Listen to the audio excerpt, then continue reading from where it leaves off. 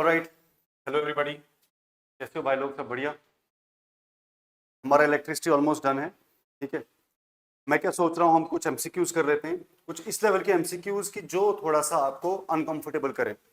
Uncomfortable करें मतलब mix standard के, कुछ कंसेप्चुअल जो कि आप एक्सपेक्ट कर रहे हो जेके एसएसपी से, कुछ थोड़े से ऐसे कंसेप्ट्स जो एक स्टेप फर्दर हो, ताकि कोई स्कोप हमसे ना रह जाए कि भाई हमने कवर नहीं किया था। ऑब्वियसली कुछ चीजें एमसीक्यूज में मैंने ऐसी डाली हुई हैं जो आपके सिलेबस से थोड़ा सा हटके हैं, राइट।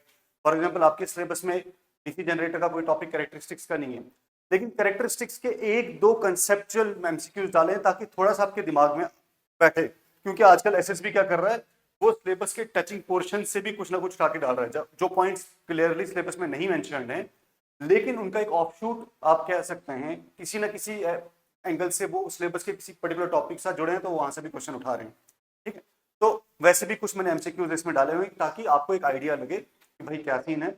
अगर by chance if in any possibility अगर कुछ वैसा होता है तो आपको फौरन स्ट्राइक करे। ठीक है, तो उस पॉइंट ऑफ व्यू से मैं कह रहा हूं कि कुछ एमसीक्यूज करते हैं जो आपको थोड़े से अनसेटल करें, अनकंफर्टेबल करें, राइट। सारे के सारे वैसे नहीं है, ऑलमोस्ट 50 एक एमसीक्यूज हैं जो कुछ बिल्कुल बेसिक हैं, कुछ फॉर्मूला टाइप हैं जो आप जो मोस्ट प्रॉब्ली जिनके चांसेस बनते हैं टेलीकम्युनिकेशन में एसएसबी के थ्रू। ठीक है, और कुछ पे थोड़े से हाई लेवल के होंगे, मिक्सअप करके हैं, कुछ एसर्शन रीजन के भी हैं जो आजकल एसएसबी जो पैटर्न फॉलो कर रहा है। ठीक है, तो स्टार्ट करते हैं। ठीक है, चलिए।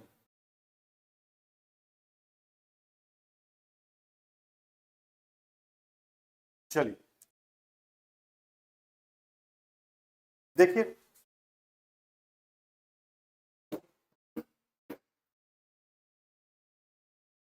कह रहे हैं कंडक्टर कैरीज करंट आई।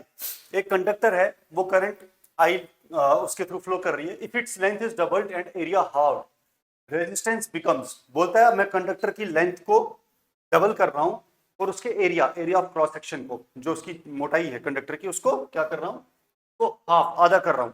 तो बताओ रेजिस्टेंस क्या होगी, रेजिस्टेंस कैसे चेंज होगी, होगी या नहीं होगी? आपको पता है आर का फॉर्मूला क्या है भाई? रो एल बाई ए, पढ़ा था हमने, R is equal to rho L by A. ठीक है, ये है रेजिस्टेंस का फॉर्मूला। तो देखो रेजिस्टेंस डिपेंड करती है लेंथ पे भी, रेजिस्टेंस डिपेंड करती है एरिया पे भी, ये एरिया। ठीक है, अगर मैं सब सेम रखूं, लेंथ बढ़ा दूं तो रेजिस्टेंस भी बढ़ जाएगी, एरिया बढ़ा दूं तो रेजिस्टेंस भी बढ़ जाएगा। लेकिन ये क्या बोल रहा है, मैंने लेंथ को डबल कर दिया और एरिया को हाफ कर दिया, मतलब पहला केस तो ये था। अब मान लीजिए इसको मैं R1 मानता हूं, अब R2 क्या है? ठीक है, R2 का क्या सीन है? R2 का क्या सीन है भाई? रो तो कांस्टेंट रहेगी, रो क्या है? रेजिस्टिविटी। रो रेजिस्टिविटी है, ये तो कांस्टेंट रहेगी क्योंकि मटेरियल पे डिपेंड करता है, मटेरियल थोड़ी ना हम चेंज कर रहे हैं। रो क्या है भाई? रेजिस्टिविटी, ये समझाई थी मैंने आपको। ठीक है, मटेरियल तो हम चेंज कर ही नहीं रहे। ठीक है, मटेरियल तो वही रहेगा, तो मतलब रो भी वही रहेगी। तो R2 क्या हो जाएगा? रो को मैं अगर L1 और A1 मानूं तो L2 बाई A2। ठीक है, R2 को मैं ऐसे लिख सकता हूं, रो L2 क्या कर रहे हैं भाई, अब लेंथ इज डबल्ड, L2 किसके बराबर हो जाएगा, मतलब लेंथ डबल्ड है ना, तो L2 is equal to twice L1, L2 is equal to twice L1। तो मैं लिख सकता हूं L2 की जगह rho into 2L1 upon area half कर रहे हैं। एरिया हाफ मतलब A2 किसके बराबर है? A2 हाफ कर रहे हैं, इसका मतलब A1 का हाफ, A1 का हाफ। तो मेरे पास हो जाएगा A2 क्या हो जाएगा? A1 by 2। इसको मैं ऐसे लिख सकता हूँ, रो ऐसे ही, 2 रो L1, टू मैंने बाहर ले लिया, 2 रो L1। A1 अपॉन 2 को मैं लिख सकता हूँ into 2 upon A1। A1 upon 2 को मैंने ऊपर ले लिया, जब ऊपर ले लिया तो रेसिप्रोकल हो जाएगा 2 अपॉन A1।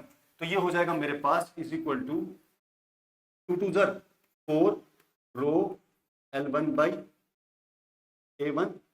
ठीक है, तो मेरे पास क्या हो जाएगा 4 रो L1 बाई A1 क्या है आपके पास? रो L1 बाई A1 क्या है? R1। मैं इसकी जगह क्या लिखूंगा? रो L1 बाई A1 की जगह R1 लिख दूंगा। इसका मतलब R2 किसके बराबर आया? 4 टाइम्स R1। इसका मतलब अगर मैं लेंथ डबल करूंगा, ठीक है, इसको लिख दो, R2 is equal to 4 times R1। ठीक है। इसका मतलब अगर मैं लेंथ को डबल करता हूं, ठीक है, और एरिया को आधा करता हूं, तो रेजिस्टेंस 4 टाइम्स बढ़ जाएगी। 4 टाइम्स मल्टीप्लाई होना है ना, तो 4 टाइम्स बढ़ जाएगी। तो क्या होगा आंसर? 4 टाइम्स बढ़ जाएगी, 4 इंटू आर। बात समझ आ रही है? ठीक है, चलिए। ड्रिफ्ट वेलोसिटी इज डायरेक्टली, अब असर्शन रीजन। असर्शन रीजन में भाई असर्शन है, रीजन है, और बताना है कि इनमें से कौन सा ऑप्शन फॉलो करता है। कहता है assertion drift velocity is directly proportional to electric field. दूसरा है charge carriers accelerate under applied field. देखो मैंने क्या बोला था आपको, ये कंडक्टर है, मैंने बोला था जब मैं इसको किसी बैटरी के साथ कनेक्ट करूंगा, पॉजिटिव और नेगेटिव, ठीक है, तो मेरे पास इलेक्ट्रॉन्स यहां से जाएंगे, यहां से ये इलेक्ट्रॉन्स जाएंगे इस डायरेक्शन में, और यहां से इलेक्ट्रॉन्स ऐसे। अब ये इलेक्ट्रॉन क्या करेंगे भाई, ये जाना चाहते हैं यहाँ पे स्ट्रेट लाइन में और पॉजिटिव की तरफ, लेकिन यहाँ पे इस कंडक्टर, ये कंडक्टर खाली तो है नहीं, इसमें प्रोटॉन्स हैं, इसमें न्यूट्रॉन्स, बाकी चीजें हैं, एटम्स हैं वगैरह वगैरह। तो ये इलेक्ट्रॉन्स उनके साथ टकराएंगे, और टकराने के बाद मान लो ये कोई यहाँ पे प्रोटॉन है, ये इलेक्ट्रॉन इसके साथ टकराया और फिर यहाँ पहुंचा, ठीक है, ये क्या है? इलेक्ट्रॉन। मैं इलेक्ट्रॉन को थोड़ा बड़ा करके दिखाता हूँ, उसको स्क्वायर करता हूँ, ठीक है। तो ये यहाँ पे इलेक्ट्रॉन पहुंच गया, फिर से यहाँ पे किसी और के साथ टकराया, फिर से नीचे पहुंच गया, यहाँ आ गया, किसी और के साथ टकराया, पीछे की चला गया, फिर आगे आ गया और किसी के साथ टकराया तो यहाँ चला गया, फिर यहाँ पे आया, किसी और के साथ टकराया, फिर नीचे चला गया, आगे आया, किसी और के साथ टकराया, यहाँ चला गया, आगे आया, किसी और के साथ टकराया तो फिर पीछे चला गया, और फाइनली ऐसे कर करके यहाँ से निकल जाएगा। तो ये जो इसका आगे बढ़ने की कोशिश है, क्यों? क्योंकि यहाँ पे पॉजिटिव पोटेंशियल है, तो वो उसके इलेक्ट्रॉन को खींच रहा है अपनी तरफ, तो इलेक्ट्रॉन को खींच रहा है, लेकिन आगे आने में इलेक्ट्रॉन बार बार टकरा के पीछे कर रहा है, रिबाउंड कर रहा है, ठीक है। तो यहां से यहां तक जो इसकी एवरेज वेलोसिटी होगी, जो एवरेज वेलोसिटी होगी यहां से यहां तक, भी एवरेज जो होगी उसी को ड्रिफ्ट वेलोसिटी कहते हैं, ठीक है। क्या कहते हैं उसको? ड्रिफ्ट वेलोसिटी, वेलोसिटी, ठीक है। कहता है drift velocity is directly proportional to electric field. Obviously भाई कॉमन सेंस है, इलेक्ट्रिक फील्ड मतलब ये वाला जो मैं पोटेंशियल बढ़ाऊंगा, जितना पोटेंशियल बढ़ाऊंगा उतना इलेक्ट्रिक फील्ड बढ़ जाएगा, उतना इलेक्ट्रिक फील्ड बढ़ जाएगा, तो जितना इलेक्ट्रिक फील्ड बढ़ेगा इलेक्ट्रॉन उतनी तेजी से आगे आने की कोशिश करेगा, इसका मतलब ड्रिफ्ट वेलोसिटी बढ़ती जाएगी। तो अगर मैं इलेक्ट्रिक फील्ड बढ़ाऊंगा ड्रिफ्ट वेलोसिटी बढ़ जाएगी। असर्शन तो करेक्ट है। Reason charge carriers accelerate under applied field, भाई बिल्कुल सही बात है, मैं जितना पोटेंशियल बढ़ाऊंगा इलेक्ट्रॉन की वेलोसिटी एक्सेलरेशन उतनी तेजी से बढ़ जाएगी। तो इलेक्ट्रॉन की वेलोसिटी जब, इलेक्ट्रॉन की एक्सेलरेशन जब बढ़ेगी, एक्सेलरेशन बढ़ने का मतलब ही है वेलोसिटी का बढ़ना, तो इसका मतलब असर्शन भी रीजन करेक्ट है, रीजन भी करेक्ट है, और असर्शन का ये प्रॉपर रीजन है, यही रीजन है असर्शन का, मतलब ये करेक्ट रीजन है, दोनों अपनी जगह ट्रू भी है, और असर्शन सॉरी और रीजन असर्शन का करेक्ट एक्सप्लेनेशन है। तो इसका मतलब both true or explains reason explains assertion, तो इसका मतलब आंसर ये आएगा, ठीक है भाई। चलिए, in a conductor current density depends upon, भाई कंडक्टर में करंट डेंसिटी किस पे डिपेंड करती है? जल्दी बोलो, कंडक्टर में करंट डेंसिटी किस पे डिपेंड करती है?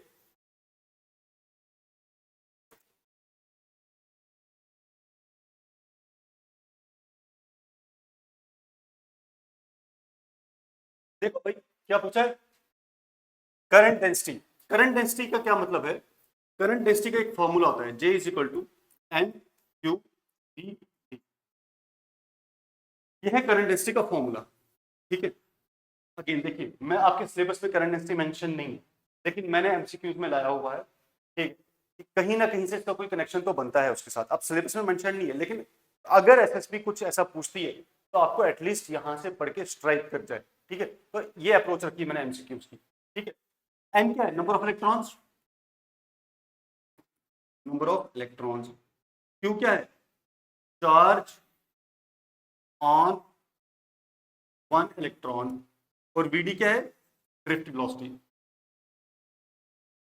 Drift velocity. अब देखो ये फॉर्मूला है करंट डेंसिटी का, करंट डेंसिटी मतलब कितनी डेंसली करंट फ्लो कर रही है कंडक्टर में से, ठीक है। तो किस पे डिपेंड करती है? कितने इलेक्ट्रॉन्स फ्लो कर रहे हैं, जितनी ज्यादा इलेक्ट्रॉन्स उतने ज्यादा करंट डेंसिटी, ठीक है। और ड्रिफ्ट वेलोसिटी पे, तो जितनी तेजी से वो आगे निकलेंगे उसी उतनी ज्यादा करंट डेंसिटी। तो किस पे डिपेंड करती है? ड्रिफ्ट वेलोसिटी पे डिपेंड करती है। हाँ जी भाई, ड्रिफ्ट वेलोसिटी पे बिल्कुल डिपेंड करती है। चार्ज डेंसिटी पे डिपेंड करती है, बिल्कुल भाई, चार्ज डेंसिटी यही तो है। चार्ज डेंसिटी एन है नंबर ऑफ इलेक्ट्रॉन्स और क्यू है चार्ज ऑन वन इलेक्ट्रॉन। तो एन क्यू क्या हुआ? चार्ज डेंसिटी तो हुई भाई। टोटल कितना चार्ज है भाई? एक इलेक्ट्रॉन का चार्ज और number of electrons, charge density होगी। तो करंट डेंसिटी किस पे डिपेंड करती है? ड्रिफ्ट वेलोसिटी पे भी और चार्ज डेंसिटी पे भी। ड्रिफ्ट वेलोसिटी पे भी, चार्ज डेंसिटी पे भी, आंसर बोथ। ठीक है भाई, एक बार इस फॉर्मूले को देख लो, अगर कोई डाउट है तो पूछो। सॉरी, पूछोगे किससे? मतलब ऑफलाइन क्लास, ऑनलाइन क्लासेस की स्टूडेंट्स कैसे पूछेंगे। ठीक है, तो एक बार नजर मार लो।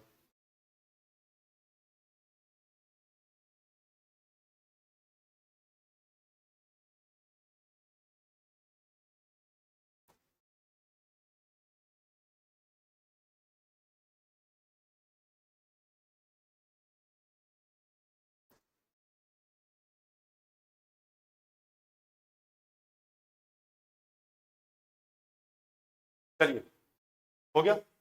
आइए next question. Force on a charge moving parallel to magnetic field again. ठीक है, एक चार्ज है वो मैग्नेटिक फील्ड के पैरेलल मूव कर रहा है, मतलब ये मैग्नेटिक फील्ड है, ये मैग्नेटिक फील्ड है। ठीक है, और चार्ज जो है वो इसी के पैरेलल मूव कर रहा है, मतलब क्यू इसके यहीं पे जा रहा है, मैग्नेटिक फील्ड के पैरेलल मूव कर रहा है। बताओ फोर्स कितनी लगेगी? फोर्स कितनी लगेगी? फोर्स का फॉर्मूला होता है भाई, फोर्स लगने का फॉर्मूला होता है Q B B sine theta. ठीक है, ये फोर्स का फॉर्मूला होता है मैग्नेटिक फील्ड में। चार्ज के ऊपर फोर्स लगने का फॉर्मूला होता है जब चार्ज मैग्नेटिक फील्ड में ट्रेवल करेगा, जब चार्ज मैग्नेटिक फील्ड में ट्रेवल करेगा उस टाइम इस पे कितनी फोर्स लगेगी? F is equal to Q, क्योंकि charge v velocity b sine theta. ठीक है, चलिए, कितनी कितनी अब बोल रहा है कि भाई पैरेलल मूव कर रहा है तो कितनी फोर्स लगेगी? जब पैरेलल मूव कर रहा है तो भाई थीटा कितना होगा? जब पैरेलल मूव करेगा तो थीटा कितना होगा भाई? Theta 0 degree. जब पैरेलल मूव करेगा, थीटा क्या है? v और b, चार्ज की वेलोसिटी। ठीक है, वेलोसिटी कितनी इसकी? v, v और b के बीच का एंगल, तो v भी इसी डायरेक्शन में, b भी इसी डायरेक्शन में, तो बीच का एंगल क्या है? थीटा। तो थीटा कितना हो जाएगा? 0, है ना भाई? देखना, v भी इसी डायरेक्शन में और b भी इसी डायरेक्शन में है, और थीटा क्या है? Angle between v and b। तो मेरे पास थीटा कितना हो जाएगा? 0। ठीक है, तो जब थीटा 0 तो साइन थीटा भी 0। जब थीटा 0, साइन थीटा भी 0। तो जब साइन थीटा 0 तो ये पूरी टर्म 0, पूरी टर्म 0, तो F इज इक्वल टू 0। तो फोर्स कितनी लगेगी? 0। ठीक है, in Fleming's left hand rule thumb use, in Fleming's left hand rule thumb use, बोलो भाई। ठीक है, देखना भाई, ये है फ्लेमिंग का लेफ्ट हैंड रूल। ठीक है, राइट हैंड रूल मैंने पढ़ाया था आपको, फिर से बताऊंगा। ये लेफ्ट हैंड रूल है, ये है फोर्स। ठीक है, मोशन फोर्स, ये सॉरी फील्ड है, ये क्या है आपके पास? करंट, और ये है फोर्स। ठीक है, तो बोलता है थंब क्या देता है फ्लेमिंग लेफ्ट हैंड रूल में? राइट हैंड रूल क्या था भाई? राइट हैंड रूल ये था, ठीक है, करंट अगर ऊपर जाएगी, करंट अगर ऊपर जाएगी तो फोर्स ऐसे लगेगा। ये है फ्लेमिंग राइट हैंड रूल। ठीक है, ये है फ्लेमिंग राइट हैंड रूल।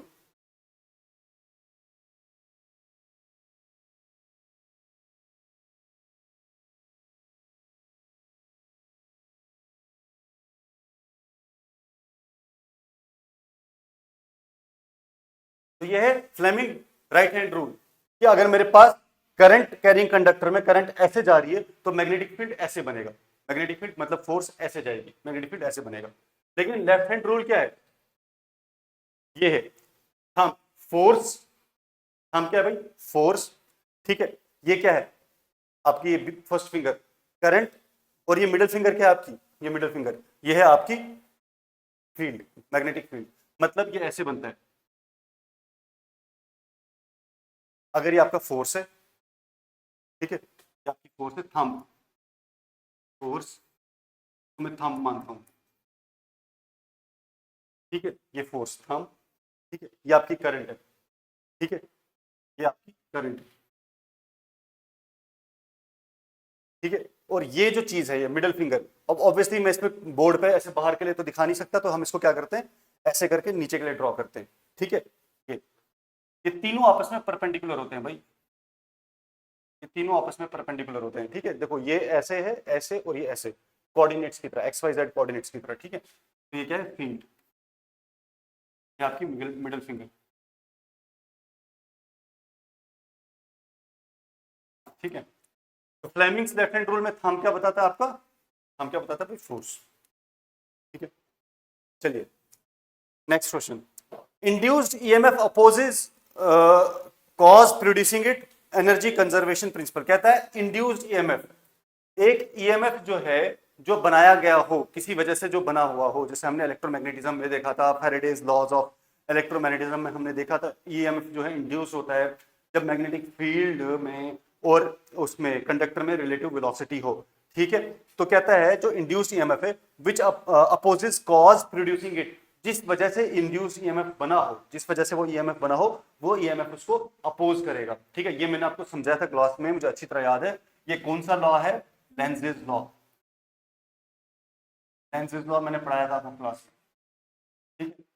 तो इसका मतलब असर्शन तो करेक्ट है। Energy conservation principle, reason, energy conservation principle, energy can neither be created nor be destroyed, ठीक है। अब एनर्जी कंजर्वेशन प्रिंसिपल, रीजन तो अपनी जगह सही है, ठीक है। अब क्या ये इसको एक्सप्लेन करता है, क्या ये इसको एक्सप्लेन करता है, भाई बिल्कुल करता है, कि एनर्जी कंजर्वेशन प्रिंसिपल की ही हमारे पास एप्लीकेशन है लेंज़ेस लॉ, कि भाई अगर एक कोई चीज है, वो किसी चीज दूसरी चीज को बना रही है, तो बनने वाली चीज उसको अपोज करनी चाहिए, क्योंकि जो एनर्जी बनाने वाले की लगेगी उतनी ही एनर्जी वो यूज करेगा, ठीक है। तो मेरे पास क्या है, वो ट्रू, आर एक्सप्लेन्स ए, ठीक है। चलिए नेक्स्ट,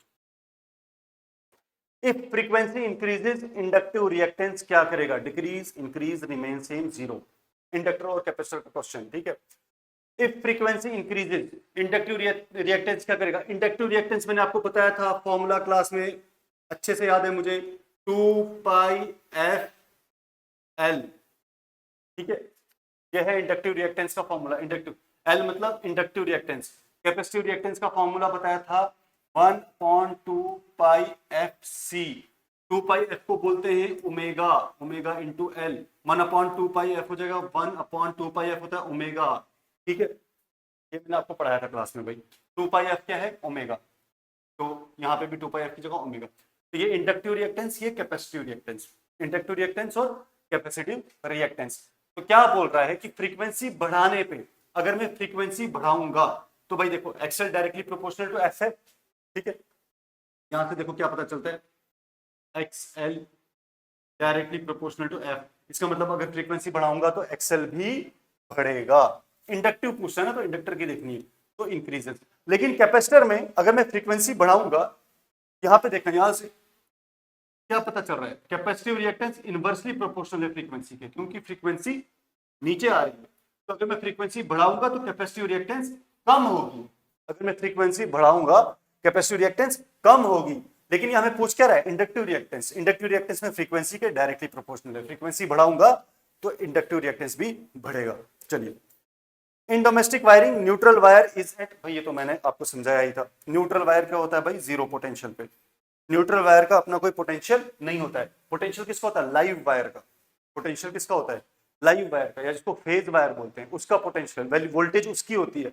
न्यूट्रल की तो कोई वोल्टेज ही नहीं होती, उसकी जीरो वोल्टेज होती है, ठीक है। चलिए, अर्थिंग रिड्यूसेस शॉक, एक्सेप्शन है, अर्थिंग रिड्यूसेस शॉक रिस्क, भाई ये तो बिल्कुल सही है, अर्थिंग है वो तो शॉक लगाता है, वो शॉक के रिस्क को कम करता है, शॉक लगने के रिस्क को कम करता है। मैंने फ्रिज की अर्थिंग की हुई है, अब फ्रिज में अगर शॉर्ट सर्किट हुआ, अगर मैंने अर्थिंग की है तो सारी की सारी करंट अर्थ में चली जा रही है, ग्राउंड में चली जा रही है। मैं अगर फ्रिज को हाथ लगाऊंगा तो मुझे शॉक लगने के चांसेस बहुत कम होंगे, बात तो सही है। Earthing reduces shock risk. Reason देता है it provides low resistance path to ground, कहता है कि रीजन इसका ये है कि ये क्या करता है, एक लो रेजिस्टेंस पाथ, मतलब एक ऐसे कंडक्टर के साथ मैंने अर्थिंग की हुई है जिसका रेजिस्टेंस बहुत कम है, इसका मतलब जैसे ही कोई शॉर्ट सर्किट होगा तो एक्स्ट्रा करंट, अब रेजिस्टेंस कम है तो सारी की सारी करंट उस कंडक्टर के थ्रू जाएगी। रेजिस्टेंस का मतलब है करंट को रोकना, ठीक है, रोकने की कैपेबिलिटी। जब रेजिस्टेंस ही कम है तो करंट को रोकने की कैपेबिलिटी भी कम होगी, तो करंट सीधा ग्राउंड में चली जाएगी। तो रीजन भी बिल्कुल सही है। और क्या ये रीजन इसको एक्सप्लेन करता है? बिल्कुल करता है। क्यों? क्योंकि हम अर्थिंग ऐसे एक वायर से करते हैं जिसकी रेजिस्टेंस बहुत कम है, वरना अगर मैं हायर रेजिस्टेंस की वायर लगाऊंगा, अर्थिंग का फायदा क्या है? वो तो करंट को रोक देगा फ्लो करने से, अर्थ होने से। तो मैं हाथ लगाऊंगा, मुझे शॉक लग जाएगा, वो करंट मेरे थ्रू जाएगा, क्योंकि हाई रेजिस्टेंस वहां पे लगा होगा तो करंट वहां से तो जाएगा नहीं। मैं हाथ लगाऊंगा, करंट को मेरी बॉडी का रेजिस्टेंस कम लगेगा, तो करंट मेरी से होके जमीन में जाएगी, तो मुझे शॉक लग जाएगा। लेकिन अगर मैं वहां पे बहुत कम रेजिस्टेंस लगा रहा हूं तो करंट जो है उसी रेजिस्टेंस के थ्रू अर्थ में जाएगी, मुझे शॉक नहीं लगेगा। तो both true R explains A. चलिए next. A fuse wire should have, ये तो हमने कल ही पढ़ा था, कल परसों शायद। A fuse wire should have low melting point। भाई लो मेल्टिंग पॉइंट होगा तभी तो वो हाई करंट पे पिघल जाएगा फौरन, ठीक है ना। अगर मेल्टिंग पॉइंट लो नहीं है तो वो हाई करंट पे कैसे पिघलेगा? बात समझ आ रही है? तो लो मेल्टिंग पॉइंट होना चाहिए। दोबारा क्या क्या?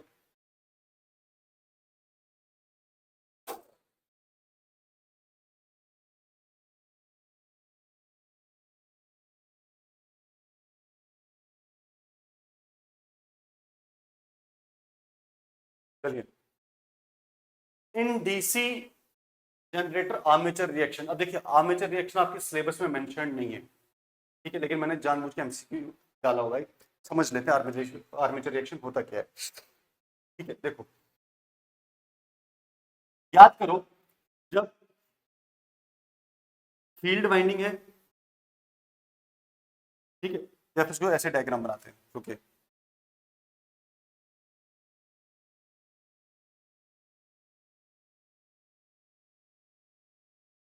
ये फील्ड वाइंडिंग थी। मैं बहुत रफ डायग्राम बना रहा हूं भाई, अदरवाइज जब हमने पढ़ा था तो पोल्स वगैरह बनाए थे, प्रॉपर डायग्राम बनाई थी, मैग्नेट्स बना के सारा कुछ बनाया था, ठीक है। अभी वैसे नहीं बना रहे हैं, बहुत रफ डायग्राम बना रहा हूं मैं। फील्ड फील्ड वाइंडिंग, ये बेटा आर्मेचर है, ठीक है। इसके ऊपर जो वाइंडिंग थी यहाँ पे, ये है आर्मेचर वाइंडिंग, आर्मेचर वाइंडिंग, ठीक है। अब देखो मैंने क्या किया, फील्ड वाइंडिंग को क्या किया मैंने, एक्साइट किया। फील्ड वाइंडिंग को एक्साइट किया, आपको बताया था मैंने पोल्स लगे थे। जब पोल्स लगे थे तो यहाँ पे मैग्नेटिक फील्ड बना था, ठीक है। यहाँ पे क्या बना, फील्ड वाइंडिंग भाई एक्साइट किया, करंट लगी हुई है इसमें, करंट फ्लो करेगी तो मैग्नेटिक फील्ड तो बनेगा ही बनेगा। Magnetic current carrying conductor produces magnetic field, ठीक है, मैग्नेटिक फील्ड बना। अब मैंने इसको मैग्नेटिक फील्ड बनने के बाद मैंने आर्मेचर को घुमाया, डीसी जनरेटर भाई आप कॉइल को घुमाते हो ना ऐसे करके, तो क्या करते हो आप, आपने आर्मेचर को घुमाया। अब मैग्नेटिक फील्ड है, इस पोर्शन में मैग्नेटिक फील्ड है, आपने आर्मेचर को घुमाया। आर्मेचर के जो कंडक्टर्स थे, आर्मेचर के जो कंडक्टर्स थे उन्होंने उसने मैग्नेटिक फील्ड को कट किया, मैग्नेटिक फील्ड को काटा। आर्मेचर के कंडक्टर्स ने मैग्नेटिक फील्ड को काटा, मैग्नेटिक फील्ड अपनी जगह है, आर्मेचर के कंडक्टर घूमे, आर्मेचर के कंडक्टर्स ने मैग्नेटिक फील्ड को कट किया घूमते घूमते। तो फ्लेमिंग फैराडे ने बोला था कि जब भी मैग्नेटिक फील्ड और किसी कॉइल के बीच में रिलेटिव मोशन आएगी, या तो मैग्नेटिक फील्ड एक जगह हो और कॉइल उसको कट करे घूम के, या कॉइल एक जगह हो और मैग्नेटिक फील्ड उसको घूम के या आगे पीछे होके कट करे, या दोनों की स्पीड डिफरेंट डिफरेंट हो, ऐसे कि एक तेज जा रहा हो दूसरा धीरे जा रहा हो और तब भी वो उसको कट कर रहा हो। तो जब भी ऐसा होगा तो कॉइल में ईएमएफ बनेगा। भाई फैराडे ने बोला था, फैराडे का फर्स्ट और सेकंड लॉ बार बार बता दूंगा आपको, इससे ज्यादा बार आई डोंट थिंक कोई बताएगा आपको, ठीक है। तो फैराडे ने बोला कॉइल में ईएमएफ बनेगा, induced EMF, E is equal to N phi d by dt, ठीक है, इंड्यूस्ड ईएमएफ बनेगा। अब मुझे बोलो इंड्यूस्ड ईएमएफ बना, आर्मेचर की कॉइल में इंड्यूस्ड ईएमएफ बना, आर्मेचर की कॉइल शॉर्ट सर्किट है, मतलब क्लोज्ड सर्किट है, तो आर्मेचर की कॉइल में भी करंट फ्लो करेगी। भाई वोल्टेज बनी और क्लोज्ड सर्किट है तो क्या उसमें करंट फ्लो नहीं करेगी? बिल्कुल करेगी। अब यार अगर ये कॉइल थी वाइंडिंग वाली कॉइल, फील्ड वाइंडिंग वाली, इसमें करंट फ्लो करने पे मैग्नेटिक फील्ड बना, तो आर्मेचर की कॉइल ने कौन सा गुनाह किया कि इसमें करंट फ्लो करे और मैग्नेटिक फील्ड ना बने? तो भाई इसमें भी जब करंट फ्लो करेगा तो मैग्नेटिक फील्ड बनेगा। मान लो इसकी वजह से मैग्नेटिक फील्ड बना phi1, अब आर्मेचर की वजह से भी तो मैग्नेटिक फील्ड बनेगा phi2, अब ये φ1 मैग्नेटिक फील्ड है फील्ड वाइंडिंग की वजह से, φ2 मैग्नेटिक फील्ड है आर्मेचर वाइंडिंग की वजह से, ठीक है। अब ये φ1 और φ2 क्या करेंगे, एक दूसरे को अपोज करेंगे, ठीक है। φ1 और φ2 एक दूसरे को अपोज करेंगे, तो अपोज जब करेंगे तो बेसिकली डायरेक्शन अपोजिट होती है। आपने बहुत डिटेल में नहीं जाना है, मैं बार बार कर रहा हूं, इंजीनियरिंग नहीं कर रहे हैं हम। φ1 और φ2 एक दूसरे को अपोज करेंगे, तो जब ये अपोज करेंगे तो मेरे पास ये φ1 क्या है, कमजोर पड़ जाता है, क्योंकि φ2 इसको काटने लगता है ना, ठीक है। φ1 पहले बहुत स्ट्रांग था, φ1 ने क्या किया, आर्मेचर में ईएमएफ, आर्मेचर की वाइंडिंग में ईएमएफ बनाया, आर्मेचर की वाइंडिंग क्लोज्ड थी तो उसमें करंट फ्लो करेगी, तो जब करंट फ्लो करेगी एक वाइंडिंग में तो बाई फ्लक्स तो बनेगा ही, मैग्नेटिक फील्ड तो बनेगा ही। तो इसका अपना भी फील्ड बना φ2। अब φ2 जो है φ1 के अपोजिट हुआ, लेंज़ेस लॉ अभी हमने थोड़ी देर पहले देखा, तो φ1 कमजोर पड़ जाएगा, ठीक है। भाई मैं यहां से जोर लगा रहा हूं, वहां से भी एक बंदा आ रहा है, चाहे थोड़ा कमजोर ही है मुझसे लेकिन जोर लगा रहा है, तो मेरी यहां से जो फोर्स है वो थोड़ी कम हो जाएगी, ठीक है। तो φ1 जो है कमजोर पड़ जाएगा। तो डीसी जनरेटर में इस प्रोसेस को बोलते हैं आर्मेचर रिएक्शन। ये जो interaction of interaction of interaction of flux, flux बोले तो magnetic field, due to field winding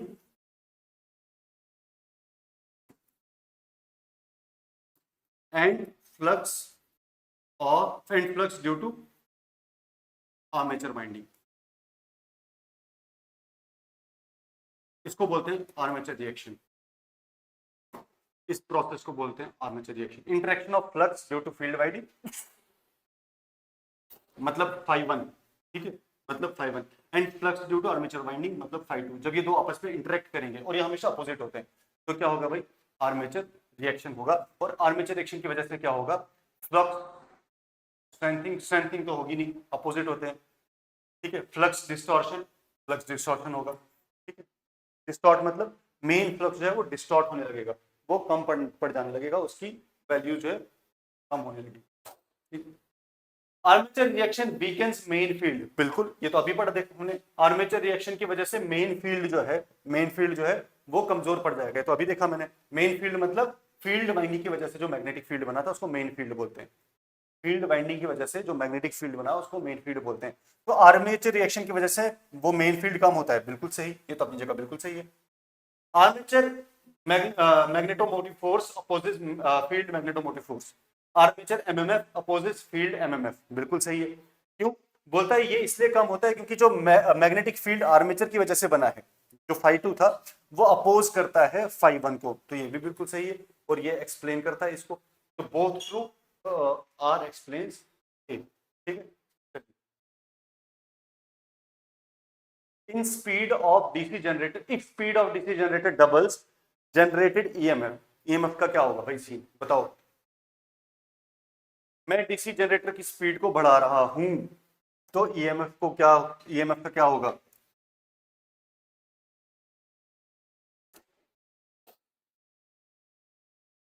generated EMF जो होता है ना डीसी जनरेटर का भाई, ये डायरेक्टली प्रोपोर्शनल होता है स्पीड के, डायरेक्टली प्रोपोर्शनल होता है स्पीड के, ठीक है,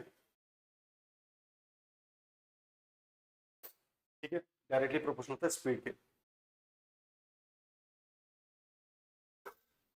तो मेरे पास क्या होगा, अगर मैं डबल कर रहा हूं तो स्पीड भी डबल होगी, ये स्पीड डबल कर रहा हूं तो जनरेटेड ईएमएफ भी डबल होगा, ठीक है।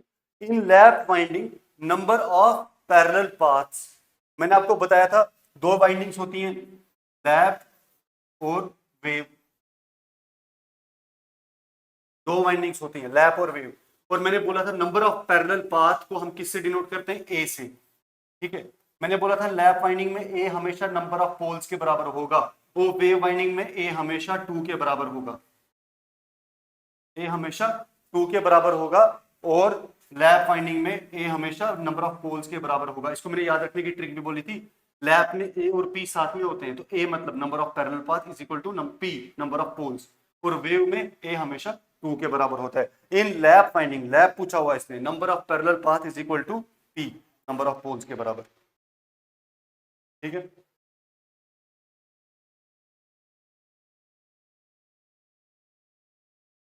वेव में 2 के बराबर, फिर से 2 बार आ गई।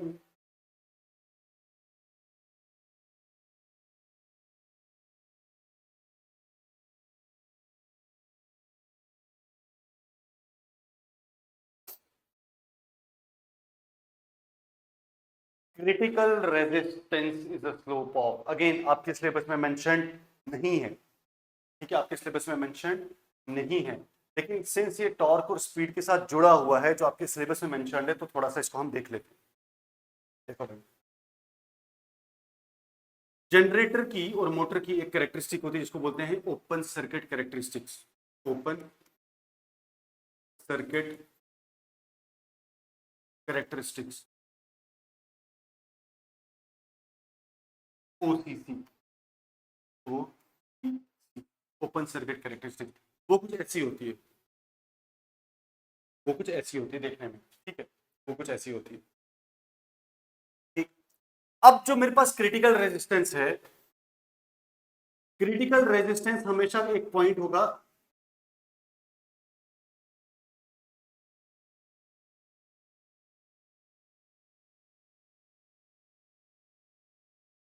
क्रिटिकल रेजिस्टेंस मेरे पास हमेशा क्या होगा, एक पॉइंट होगा बेटा,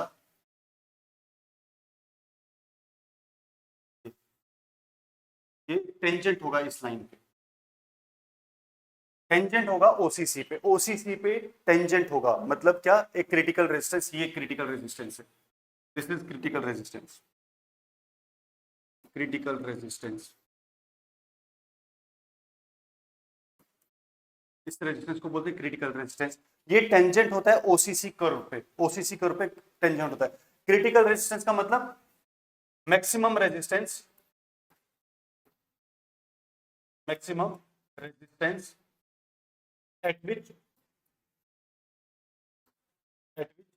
जनरेटर ऑपरेट्स, जनरेटर ऑपरेट्स, अगर मैं रेजिस्टेंस ऑपरेट्स, अगर मैं रेजिस्टेंस इससे ज्यादा बढ़ाऊंगा, क्रिटिकल रेजिस्टेंस, अगर मैं रेजिस्टेंस इस रेजिस्टेंस से ज्यादा बढ़ाऊंगा, क्रिटिकल रेजिस्टेंस से ज्यादा बढ़ाऊंगा, जनरेटर चालू नहीं होगा। तो मेरे पास रेजिस्टेंस अगर बढ़ाऊंगा तो रेजिस्टेंस ओसीसी को टच नहीं करेगा, ऊपर जाएगा, रेजिस्टेंस की लाइन ऊपर जाएगी, जितना रेजिस्टेंस बढ़ाऊंगा वो ऊपर चला जाता जाएगा। लेकिन मैक्सिमम रेजिस्टेंस जहां पे जनरेटर ऑपरेट करेगा, जिसको मैं क्रिटिकल रेजिस्टेंस बोलता हूं, वो हमेशा ओसीसी कर्व पे, ये ओसीसी कर्व है, this is OCC curve, OCC curve, and this is critical resistance, वो ओसीसी कर्व को टच करके निकलता है। तो मेरे पास critical resistance is slope of OCC tangent, ये जो ओसीसी टेंजेंट है इसी की स्लोप को मैं क्या बोलता हूं, क्रिटिकल रेजिस्टेंस। ये जो ओसीसी का कर्व है, इसका जो टेंजेंट है, इसी की स्लोप को मैं क्या बोलता हूं, क्रिटिकल रेजिस्टेंस। क्रिटिकल रेजिस्टेंस क्या है, maximum resistance at which generator operates, ठीक है। इसी को आगे मैंने क्या बोला हुआ है, assertion है क्वेश्चन में, if field resistance line does not intersect OCC, मतलब जो ये फील्ड, मेन फील्ड की वजह से जो रेजिस्टेंस था, वो उसको इतना बढ़ा दिया कि वो ओसीसी को टच ही नहीं करेगा, no voltage buildup occurs, voltage buildup नहीं होगा, बिल्कुल सही।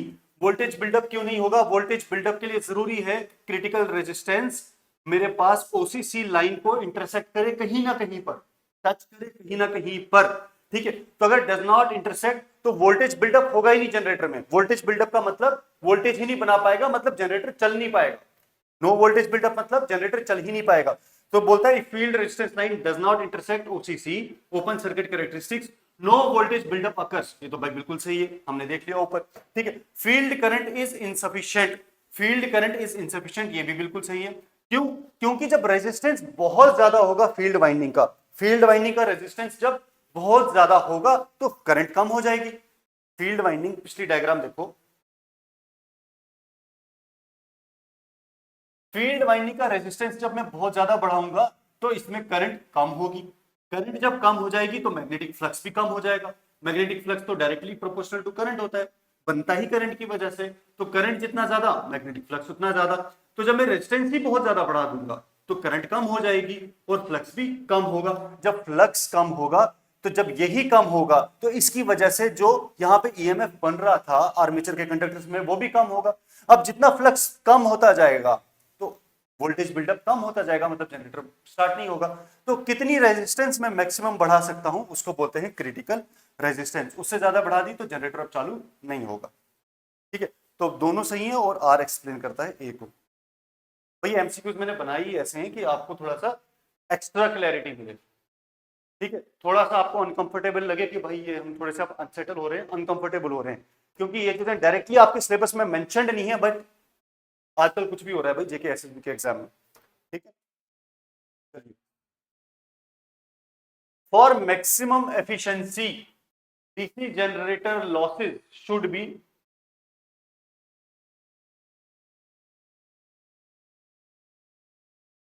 डीसी जनरेटर के जो लॉसेज होंगे वो उनके बीच आपस में क्या रिलेशन होना चाहिए मैक्सिमम एफिशिएंसी के लिए? कांस्टेंट और वेरिएबल लॉसेज बराबर होने चाहिए। कांस्टेंट लॉसेज मतलब भाई कांस्टेंट लॉसेज और वेरिएबल लॉसेज मतलब आई स्क्वायर आर लॉसेज, ये वेरिएबल लॉसेज होते हैं। कॉपर लॉसेज जितने भी हैं वो वेरिएबल लॉसेज है, और कांस्टेंट लॉसेज मतलब शंट लॉसेज। जो शंट फील्ड, जो शंट वाइंडिंग लगी थी, जो शंट वाइंडिंग लगी थी आर्मेचर, आपको मैंने बताया था कि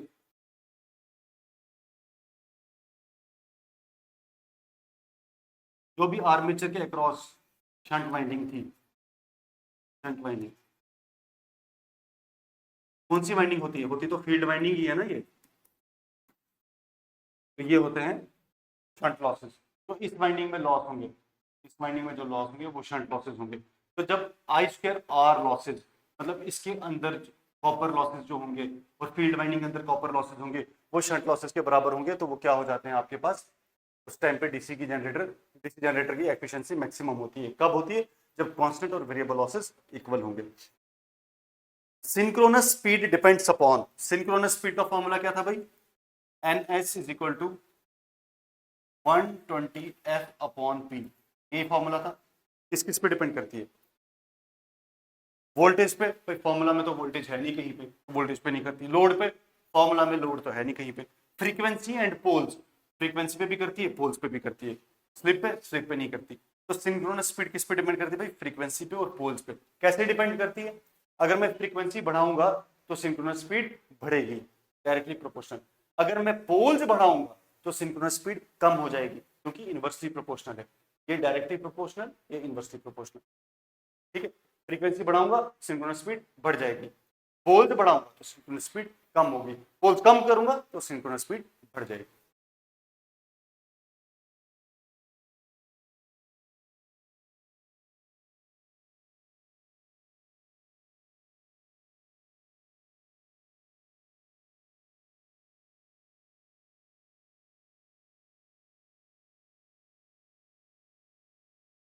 slip at maximum torque is, slip eight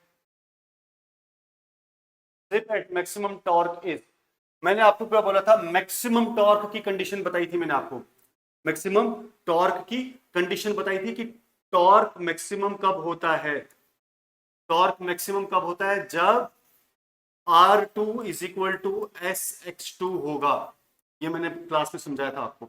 जब R2 is equal to rotor का रेजिस्टेंस किसके बराबर हो? स्लिप मल्टीप्लाई बाय रोटर के रिएक्टेंस के बराबर हो, तब टॉर्क मैक्सिमम होता है। तो यहां से स्लिप की वैल्यू क्या होगी मैक्सिमम टॉर्क पे? R2 upon X2, R2 upon X2, X2 में यहां पे दिया R2 अपॉन X2, तो मेरे पास स्लिप कितनी होनी चाहिए मैक्सिमम टॉर्क पे?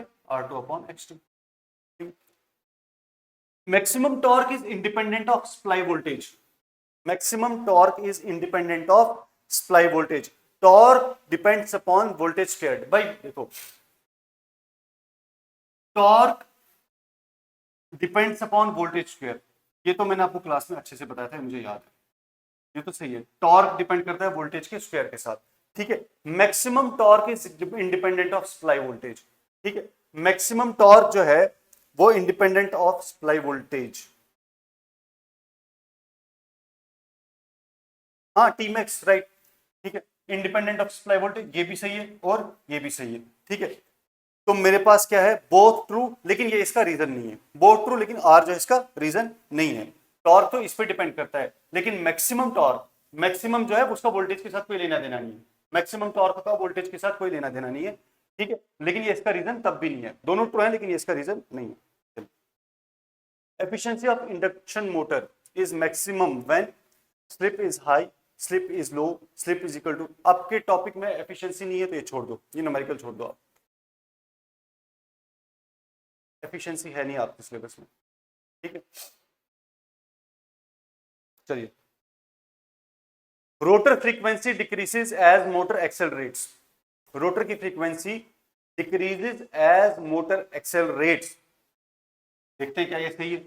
अब मुझे बताओ रोटर की फ्रीक्वेंसी किसके बराबर है, F2 इज इक्वल टू, मैंने आपको बताया था S multiply by F1,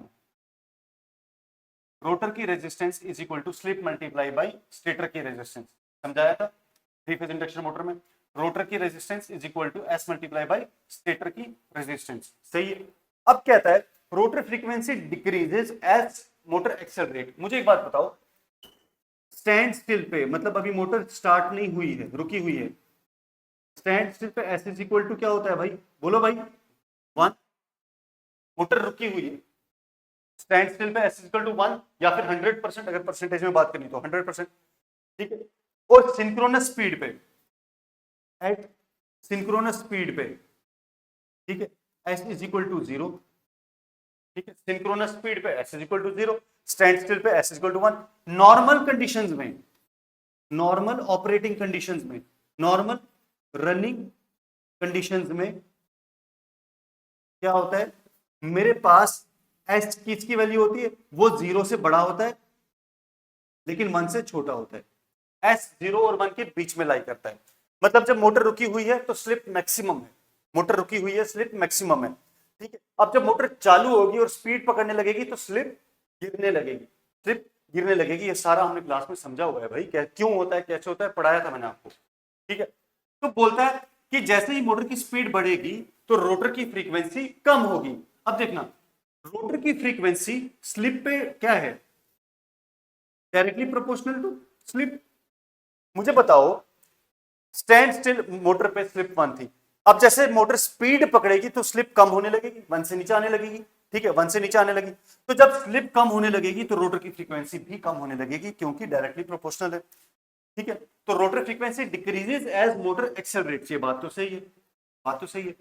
slip decreases, slip decrease होती है, बात तो सही है। तो क्या ये इसका रीजन है, बिल्कुल है, ठीक है, both true R explains A. चलिए,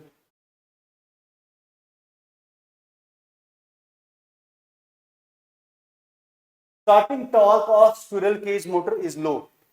देखिए भाई, दो टाइप की मोटर्स बताई थी मैंने आपको, स्क्विरल केज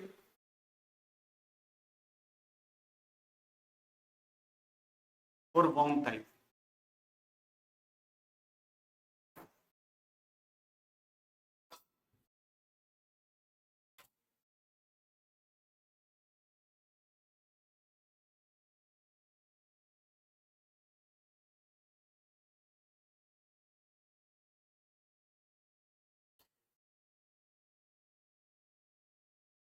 स्क्विरल केज और वाउंड टाइप मोटर्स बताई थी मैंने आपको, ठीक है। स्क्विरल केज मैंने बताई थी कि इसमें हम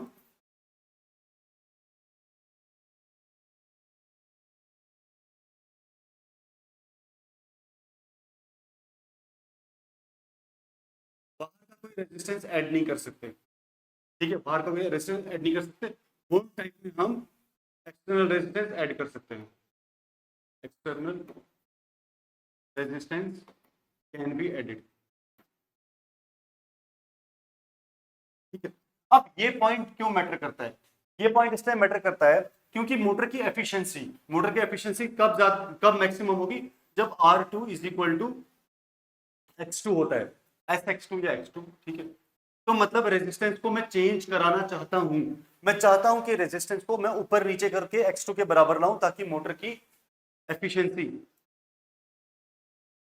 मैक्सिमम एफिशिएंसी के लिए ये हो, ठीक है। अब मेरे पास इसमें तो रेजिस्टेंस को मैं चेंज कर ही नहीं सकता, रेजिस्टेंस को मैं तो चेंज कर ही नहीं सकता, मैं बाहर का रेजिस्टेंस ला ही नहीं सकता, इसमें ऐड कर ही नहीं सकता, तो starting torque of squirrel cage motor is low, बात तो बिल्कुल सही है। क्यों लो है, क्योंकि रोटर का रेजिस्टेंस कम है, मैं उसमें एक्सटर्नल रेजिस्टेंस ऐड नहीं कर सकता, ठीक है। तो एक्सटर्नल यहां पे मैक्सिमम एफिशिएंसी की तरह की जगह स्टार्टिंग टॉर्क लिख लो, T starting max, maximum starting torque के लिए R2 is equal to SX2 होना चाहिए, मतलब R2 को मैंने बढ़ाना है, तो तब जाके टॉर्क बढ़ेगा, क्योंकि x2 वैसे ही बड़ा होता है, तो R2 को बढ़ाना है तब जाके मेरे पास टॉर्क बढ़ेगा। ठीक है, लेकिन मैं इसमें तो R2 ऐड ही नहीं कर सकता, जिसका इतना अपना रेजिस्टेंस इसका जितना है वो उतना ही रहेगा, तो वो कम होता है तो स्टार्टिंग टॉर्क भी कम होगा। तो क्यों कम होगा? रोटर की रेजिस्टेंस कम होती है, तो बोथ ट्रू आर एक्सप्लेन्स ए। ठीक है, चलिए, if rotor resistance increases maximum torque, obviously अभी देखा हमने, रोटर का रेजिस्टेंस बढ़ाएंगे, R2 बढ़ाएंगे तो मैक्सिमम टॉर्क भी इंक्रीजेस। ठीक है, स्टार्टिंग का ये दो दो बार क्यों आ गए?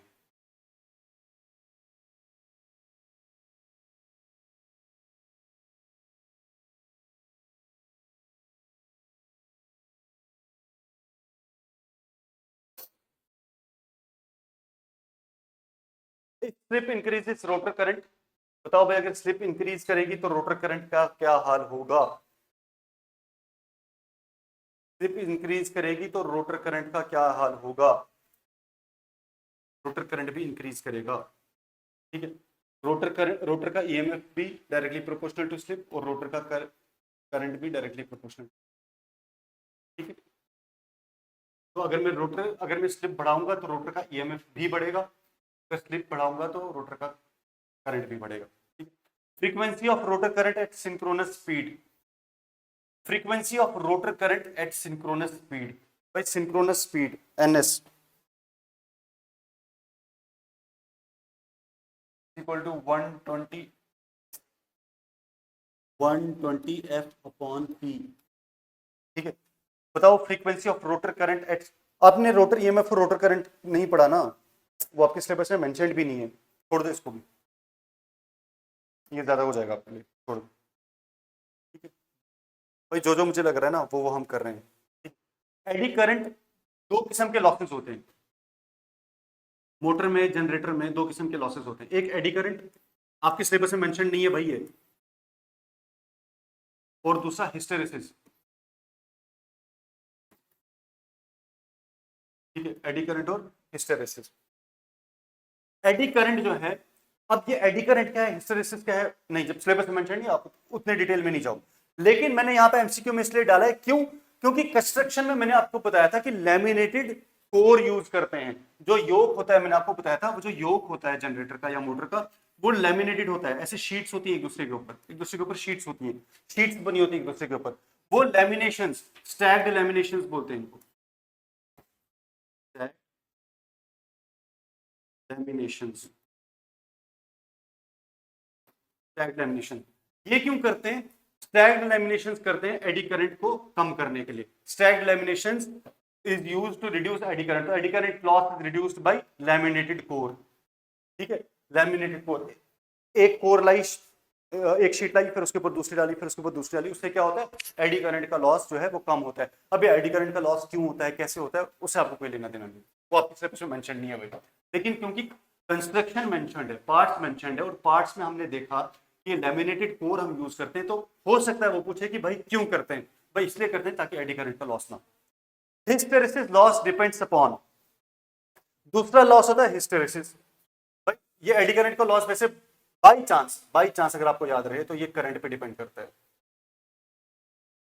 करंट पे डिपेंड करता है। ठीक है, एंड वोल्टेज। ठीक है, करंट और वोल्टेज पे डिपेंड करता है। ठीक है, हिस्टेरेसिस लॉस डिपेंड करता है मटेरियल पे, तो मटेरियल की जितनी भी प्रॉपर्टीज होंगी, मटेरियल की जितनी भी प्रॉपर्टीज होंगी उस पे हिस्टेरेसिस लॉस डिपेंड करेगा। फॉर एग्जांपल, और ये डिपेंड करता है फ्रीक्वेंसी पे भी, फ्रीक्वेंसी पे भी। ठीक है, अब फ्रीक्वेंसी पे तो करेगा ही करेगा। ठीक है, फ्लक्स पे करता है, बिल्कुल करेगा, क्योंकि फ्लक्स जो है मटेरियल की प्रॉपर्टी है, मटेरियल पे तो करेगा ही करेगा, तो इसका मतलब ऑल। तो हिस्टेरेसिस लॉस डिपेंड करता है फ्रीक्वेंसी पे भी, फ्लक्स की डेंसिटी पे भी, मटेरियल पे भी, और ऑल। ठीक है, इतना डिटेल में भाई आपको जाने की जरूरत नहीं है। ठीक है, ये चीज अगर आपको याद नहीं तो मोर देन इनफ है, इससे बाहर और कुछ नहीं होगा। ठीक है,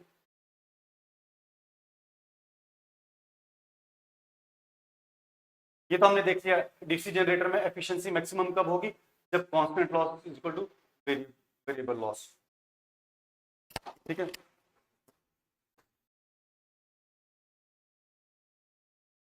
voltage buildup fails if speed is too low, generating units, ये छोड़ दीजिए।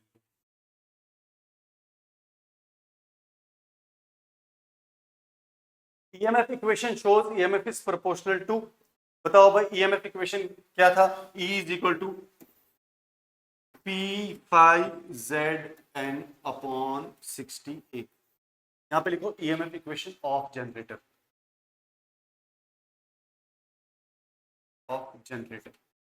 ठीक है। तो बताओ फ्लक्स पे डिपेंड करता है, इजी फ्लक्स पे डिपेंड करता है भाई, बिल्कुल करता है।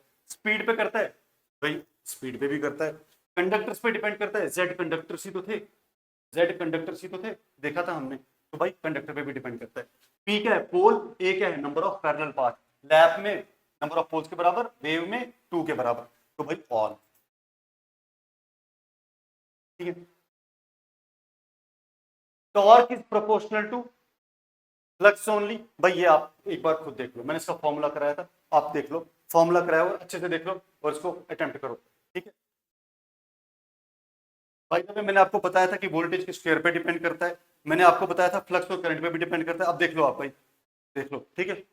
मैक्सिमम एफिशिएंसी अकर्स व्हेन, भाई ये तो 2-3 बार आ गया, fixed loss is equal to variable loss, 2-3 बार आ गया। Slip is necessary for torque production, बिल्कुल भाई, स्लिप होगी तभी तो टॉर्क बनेगा, ठीक है। Relative motion induces rotor EMF, ये भी बिल्कुल सही है, फैराडेज लॉज ऑफ इलेक्ट्रोमैग्नेटिज्म, ठीक है। तो बोथ ट्रू है, और जब रिलेटिव मोशन है उसी वजह से रोटर ईएमएफ बनेगा, तभी तो स्लिप बनेगी, ठीक है। तो बोथ ट्रू आर एक्सप्लेन्स ए, ठीक है। ये कुछ एमसीक्यूज थे भाई हमारे, ठीक है, ये कुछ एमसीक्यूज थे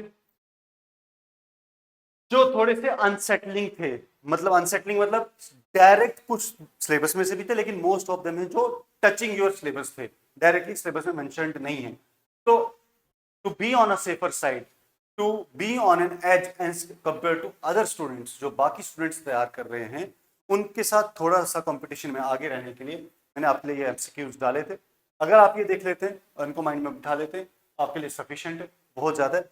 और बाकी एमसीक्यूज भी हैं जो आपके लिए आ रहे हैं, ऐप में मिल जाएंगे आपको आज शाम तक, ठीक है। तो उनको भी आप प्रैक्टिस करिए। तो आज हम इतना ही रखेंगे, ठीक है। So that was it, thanks a lot, bye bye.